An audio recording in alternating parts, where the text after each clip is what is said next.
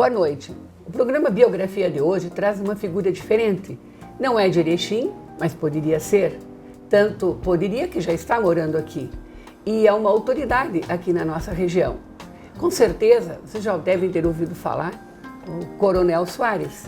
É uma pessoa simpática, que tem sob os cuidados dele o comando da Brigada Militar de Erechim, e ele vai nos contar um pouco da vida dele. Por isso que nós falamos em biografia. Começo perguntando para o senhor, Coronel Soares, onde o senhor nasceu? Aqui pertinho de nós aqui? Não, um pouquinho longe. Nasci em Canoas, Rio Grande do Sul, e por muito tempo, como se diz nos jargões aí, nasci e me criei. Em Canoas? Em Canoas. E depois foi crescendo e foi mudando?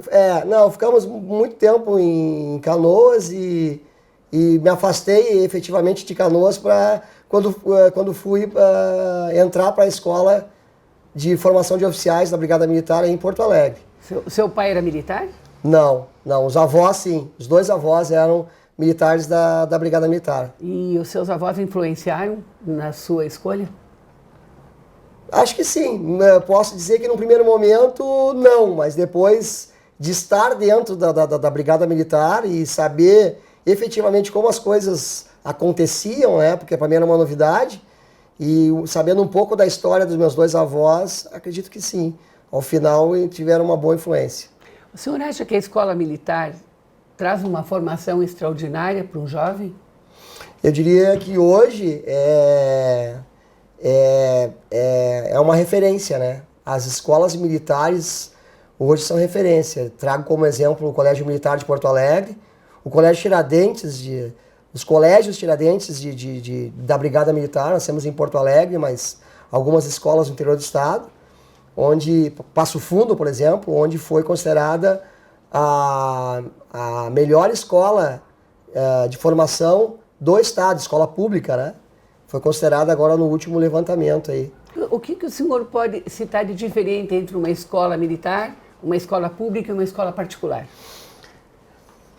A escola militar, ela trabalha muito com a questão da hierarquia, da disciplina, do respeito aos valores, né? Respeito à família e aqueles conceitos e preceitos tradicionais de uma sociedade civil organizada. Infelizmente, a escola pública hoje, por questões, eu acho que de ter sido incutido a questão ideológica dentro desse cenário aí, ela veio a perder muito a qualidade. Eu venho de uma região, a região metropolitana, e lá trabalhei como aspirante, segundo-tenente, primeiro-tenente, capitão e major no policiamento. E a gente tinha muito contato com as diretoras de escolas, professoras, e muitas delas, a grande maioria, escola pública.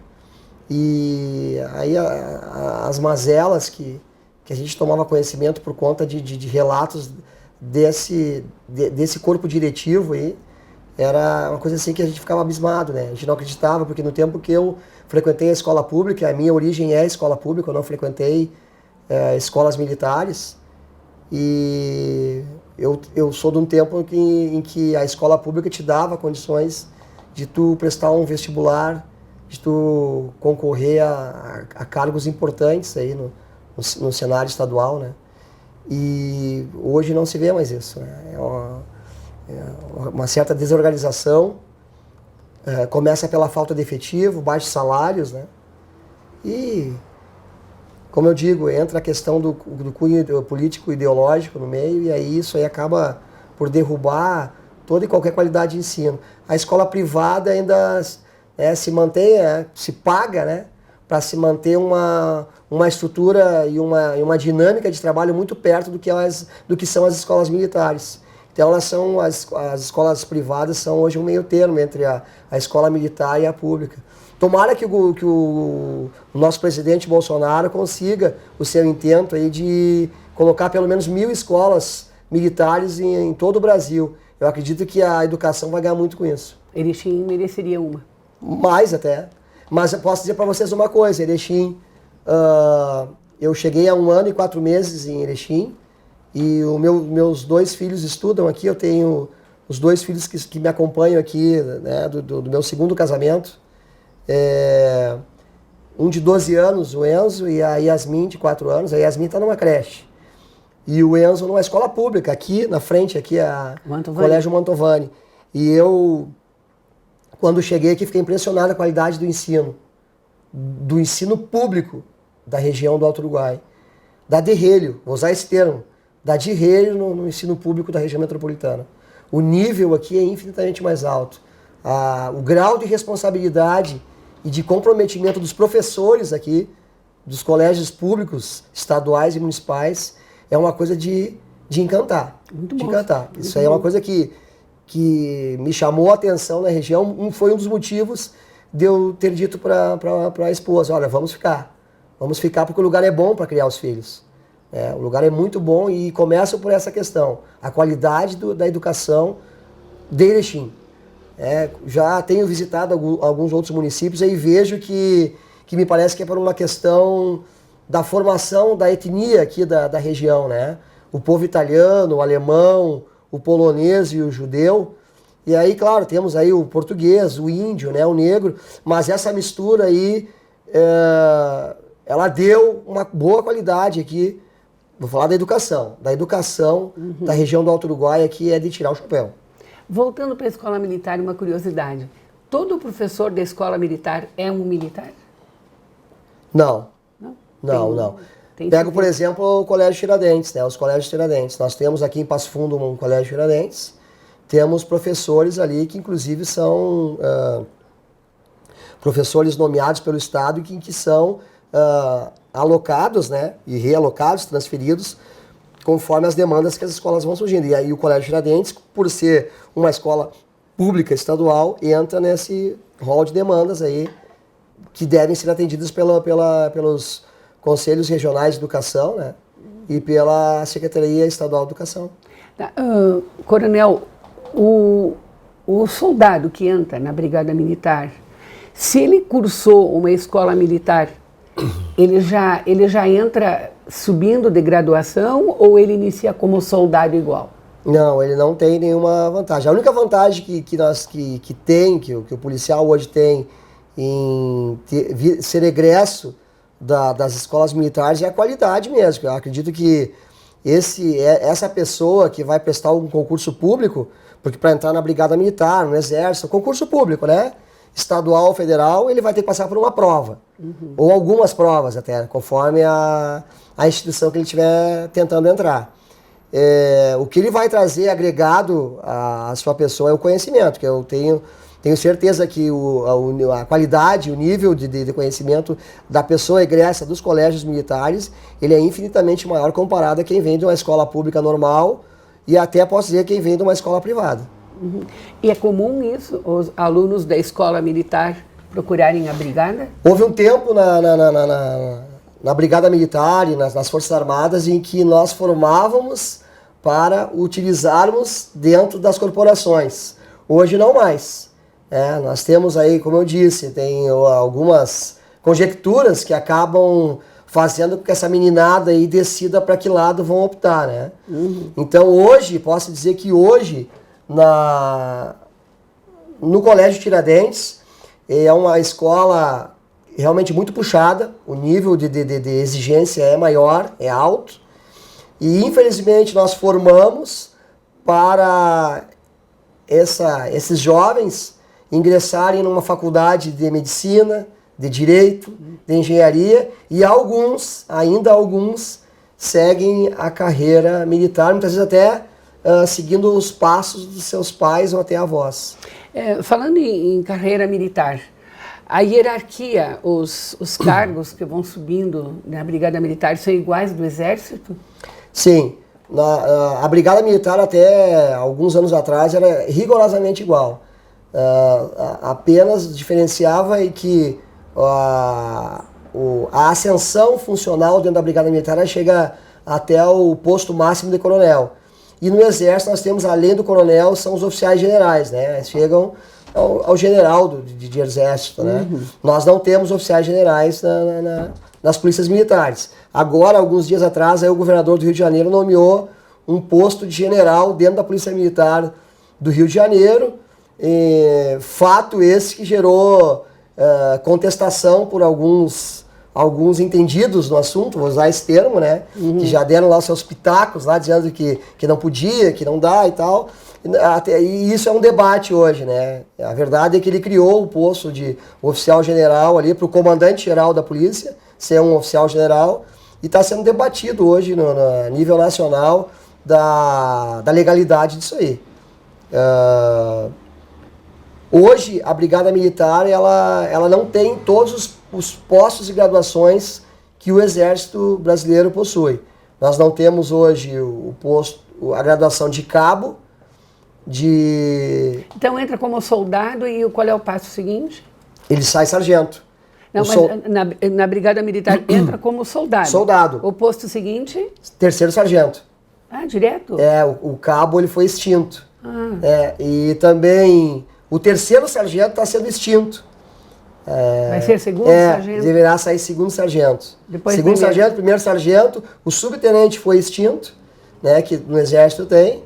Depois temos o aspirante a oficial, que também foi extinto. O oficial hoje se forma no CFO, no curso de formação de oficiais da Brigada Militar, né? Já sai oficial. E sai capitão. Ele antigamente se saía aspirante, era promovido com o tempo a segundo tenente, primeiro tenente e depois capitão. Hoje eles entram com o curso superior da área do direito e saem capitães. Passam por esses postos anteriores. O tenente ele existe hoje, mas é num quadro especial, vamos dizer assim, em que o primeiro sargento, pelo tempo de serviço e pela sua passagem por um concurso, ele pode, o primeiro sargento, o segundo sargento, chegar a primeiro tenente. Concurso interno daí. Concurso interno da Brigada Militar, ele pode chegar a primeiro tenente. Mas não é o mesmo primeiro tenente do passado, né? Ele tem algumas missões específicas. Coronel, considerando a presença da brigada aqui em Erechim, em nossa região, qual seria hoje a preocupação sua em relação à ordem, à organização da nossa cidade, especificamente Erechim? Nossa preocupação maior hoje é onde vamos colocar os nossos presos. Os presos em que a Polícia Militar diariamente coloca as mãos, aqueles que cometem crimes, delitos, infrações, contravenções, em que há uma atuação do Estado, representado pela Brigada Militar ou pela própria Polícia Civil, pela Polícia Rodoviária Federal, pela Polícia Rodoviária Estadual, pela Polícia Ambiental, que nós temos aqui também uma sede de um pelotão da Polícia Ambiental em Erechim. Então esses órgãos policiais, ao atuarem, colocam as mãos em pessoas que cometeram delitos. Nós, tradicionalmente e por força de lei, temos que apresentar esses presos a um delegado de polícia, né? Aqueles crimes que não são de menor potencial ofensivo, porque aqueles de menor potencial ofensivo nós fizemos o termo circunstanciado e a coisa se resolve ali. Aqueles de maior potencial ofensivo, a legislação determina que se apresente a um delegado. O delegado lá vai ter o poder de efetuar ou não o flagrante. Após essa passagem pelo delegado, se apresenta para um juiz. E o juiz homologa ou não o flagrante efetuado, lavrado pelo delegado de polícia civil. O que está acontecendo hoje? Por não termos hoje uma cadeia, um presídio, que possa comportar a quantidade de presos que temos, já com o presídio em pleno funcionamento aqui em Erechim, nós já tínhamos uma superlotação. A realidade do presídio de Erechim hoje é que um dos pavilhões está interditado. Então quase metade da capacidade do presídio de Erechim hoje está parada. Por força de lei, ela está interditada. Porque caiu ali uma parte, desabou uma parte e a justiça entrou no circuito e tivemos que, até por decisão de peritos, interditar sob pena de desabar por cima dos presos ali. Então, hoje estamos com quase metade da capacidade do presídio de Erechim parada, parada, estancada, mas as prisões continuam. E hoje o que eu vejo é que os delegados de polícia ficam ali, muitas vezes, tendo que, preocupados com essa questão de não ter onde colocar os presos, né? Ficam preocupados ali se lavram ou não lavram o flagrante. E muitas vezes crimes que no meu entendimento, veja bem, no meu entendimento, que num passado não muito distante era caso de lavratura do flagrante. Os delegados lavrariam o flagrante. E com esse problema eles já se fazem uma pequena triagem ali, porque não temos onde colocar os presos. Passado pelo delegado de polícia, vai ser apresentado para um juiz plantonista. E esse também, o juiz, pelo que vejo aí, já está tendo que fazer uma espécie de uma triagem. Veja bem, isso é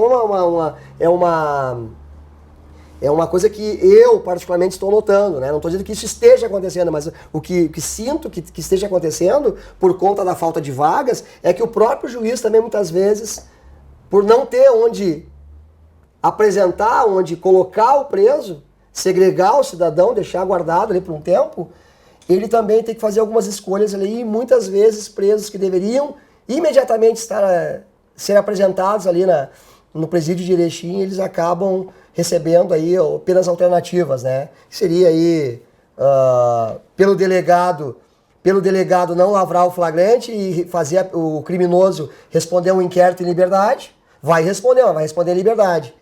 E quando chega nas mãos de um juiz lá, aqueles que o delegado lavra o flagrante, ele também pela triagem que, no meu entendimento, vai ter que fazer, preocupado com a questão das vagas, ele vai conceder penas alternativas, né? No caso, prisão domiciliar, se condenado for condenado no sistema aberto ou no semiaberto e não no fechado. Então nós temos aí situações aí que, no meu entendimento, o tempo em que foi condenado o meliante, o cometedor do crime, ele deveria, no meu entendimento, estar preso, mas por conta dessas conjecturas aí, a gente vê que muita gente da pesada aí está muitas vezes aí sendo...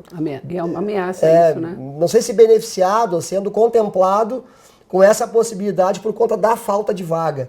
Em Erechim, eu sei que há um movimento muito forte, a sociedade toda se organizou, procurou aí os órgãos gestores de segurança, Secretaria de Segurança Pública, Governo do Estado, e há uma promessa do secretário de Segurança Pública que o presídio de Erechim deverá ser construído aí nos próximos dias. Eles deverão entregar aí o presídio de Sapucaia do Sul, que está quase na sua fase final, e é a obra que iniciou no governo anterior. E o que sabemos aí é que promessa do secretário de Segurança, nosso vice-governador, que o primeiro presídio que deverá ser construído na gestão do governador Eduardo Leite deverá ser o de Erechim. Considerando essa possibilidade, tomara que aconteça logo, né? Sim. Esse pedaço do pavilhão que o senhor explicou que caiu, não tem conserto? É impossível, nem temporariamente? Teria que ser demolido? O que eu sei é que o pessoal das perícias, da SUSEP, da própria Prefeitura Municipal, do Governo do Estado, estiveram ali. Eles ajeitaram como podia, o que podia ali, e a decisão técnica, né, para resolver aquele problema ali é interditar. Então é impossível o conserto. Eu acredito que deveria ser... A ideia seria desmanchar tudo e reconstruir, como não temos verba, né? Esse espaço aqui, uma vez todo demolido e reconstruído, serviria perfeitamente para ampliar essas atividades da Brigada Militar aqui também. Ou o senhor acha que não? A Brigada Militar hoje, também, infelizmente, assim como o Magistério, que acabamos de falar há pouco tempo, né? A Polícia Civil e tantos órgãos públicos, aí nós temos um problema de efetivo, né? Pessoal. Então, os quartéis que na década de 70 e 80 eram quartéis grandes, né? Para grandes efetivos, hoje, como a situação é um pouco mais econômica, né? Os quartéis mais tradicionais, os mais antigos, eles estão, muitas vezes, passando trabalho até para poder manter uma estrutura tão grande. Então, eu vejo que hoje, para o quartel, para o 13 BPM, não teríamos o que fazer. Eu, ali, se tivesse que entregar para a Brigada Militar, eu sugeriria uma escola. um colégio Tiradentes. Uma colégio Tiradentes poderia ser um baita espaço ali, um espaço tradicional da cidade, um espaço até caro, né, pela localização. Central. Seria um lugar bom para uma construção de uma escola. Mas o que a gente tem conhecimento, tivemos visita aqui dos responsáveis por isso que está acontecendo já há alguns anos, é a troca de patrimônio do Estado sendo oferecido para as empresas que constroem presídios, para que se construa o presídio, em troca o governo do Estado dá as terras públicas do Estado. Então nós tivemos visita aqui dentro do 13 BPM, sabemos que eles estiveram visitando a cidade toda, levantando quais são os imóveis de propriedade do Estado para já de imediato fazer um levantamento e oferecer esses imóveis para que se efetivamente ocorra a troca e a construção do novo presídio de Erechim, que deverá ser feito aí num lugar mais afastado, me parece que na divisa de Erechim com Áurea, um lugar já que a própria prefeitura há um tempo atrás já teria reservado, e voltamos de novo com essa situação aí de que deverá ser esse espaço, esse local aí. E para isso o governo do Estado está levantando imóveis onde possui e oferecendo em troca. A sua presença aqui, Coronel, já 1 ano e 4 meses. 1 ano e 4 meses. Falou, né? Esse período que o senhor fica aqui é determinado pelo senhor, que pode ficar mais tempo se quiser, ou é uma transferência que acontece automaticamente? Como é que funciona isso? Porque eu nunca fiquei sabendo. É uma transferência automática, né? O que acontece?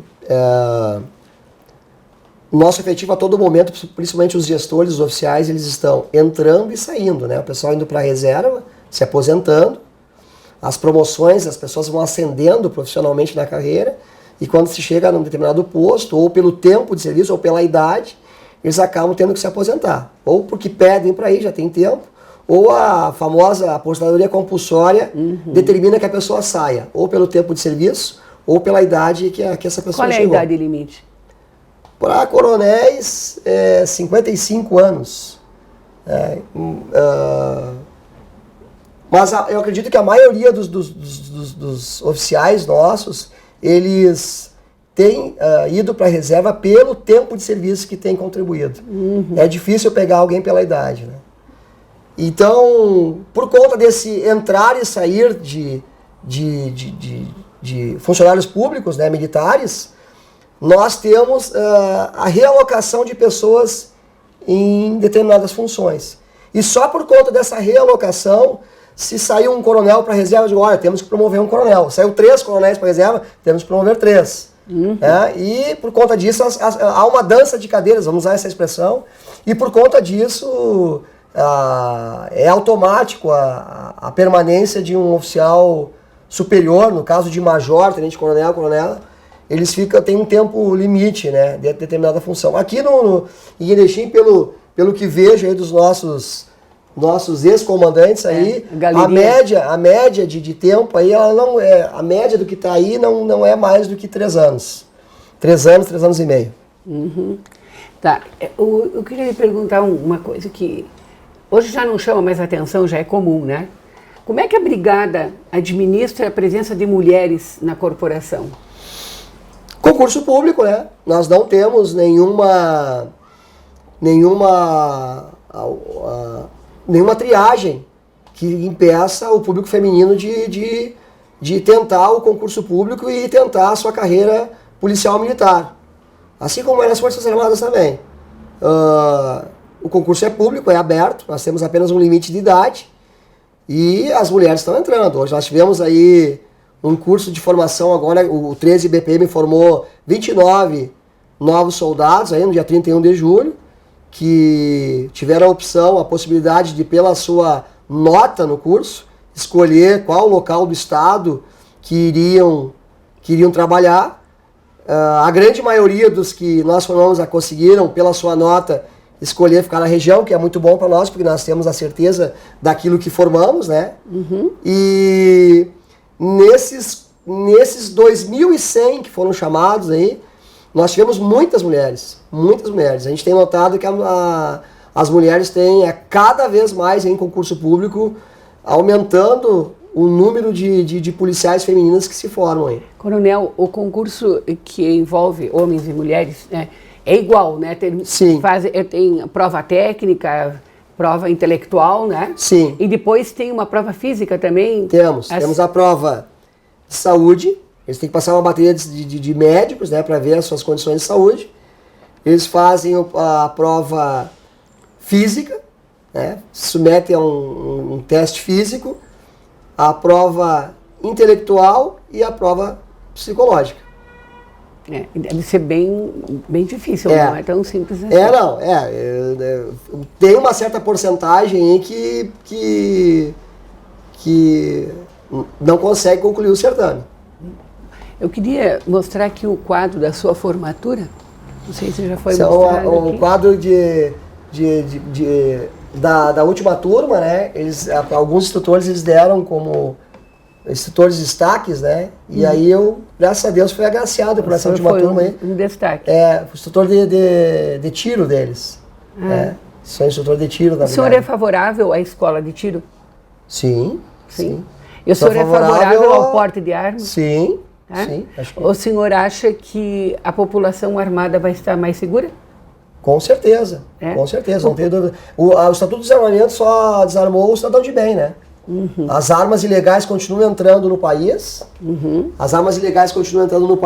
e quem é que tem as armas ilegais? O meliante, então, ou seja, o cidadão de bem tem o seu direito tolhido e o meliante tem a sua arma garantida. Porque elas entram pelas fronteiras. Bom, coronel, passou tão rápido esses 30 minutos, né? Já estão me avisando aqui que o tempo está terminando. Sim. Quem sabe numa outra oportunidade eu posso também conversar com a sua esposa, que também é militar, né? Sim, é militar também. Faltou. Mas eu vou ter a oportunidade de conversar com ela também, para ela me contar o outro lado também. Sim, tá? sim. Eu quero agradecer muito o fato do senhor ter nos recebido aqui. Sei que o senhor é um homem ocupadíssimo, tanto que quando chegamos, o senhor estava saindo de uma reunião, né? E de reunião e de atividades o senhor tem de sobra. Eu quero agradecer muito a sua atenção e desejar que o tempo que ainda lhe sobra em Erechim seja só de alegria. Que antes do senhor ir embora já comece a construção do novo presídio, que tudo que o senhor deseja aconteça na sua vida. Nós queremos ver se até uma possível saída, como eu disse, é uma média de tempo, né? Sim, falta metade. Nós temos colegas nossos que passaram por aqui, coronéis da reserva hoje, que ficaram mais tempo. Então, tudo pode acontecer. Então, eu, particularmente, não tenho interesse nenhum em sair. Então, desejo que o senhor fique. Nenhum em sair, porque o lugar é muito bom, como eu disse. Já tenho casa comprada aqui, né? Já me considero um cidadão erechinense. Sim. Tenho mais preocupação com segurança pública agora, porque a minha família toda está aqui, meus filhos estão morando aqui. E a ideia é, se tiver que sair, se saia, se cumpra a missão que os meus comandantes vão me dar em outro lugar, mas assim que me aposentar, volte para morar em Erechim. Eu quero esclarecer que eu fiz o cálculo. O senhor falou que está 1 ano e 4 meses e disse que a média é de 3 anos. Eu pensei, bom, falta metade do tempo. Mas eu desejo que essa metade seja muito pouco, que o senhor fique bastante. Queremos estar com o presídio em andamento já. O senhor já tem até a casa aqui que fique para sempre. Essa é a ideia. Coronel, muito obrigado. Eu que agradeço. Até uma próxima oportunidade. Muito obrigado. Acabamos de entrevistar o Coronel Soares, muito bem falante, uma pessoa inteligente, que mostra cultura não só militar, mas uma cultura de maneira geral. Se pudéssemos ficar conversando com ele mais tempo aqui e conversássemos especialmente sobre a Amazônia, nós terminaríamos o programa amanhã de manhã. Muito obrigada, até a próxima biografia.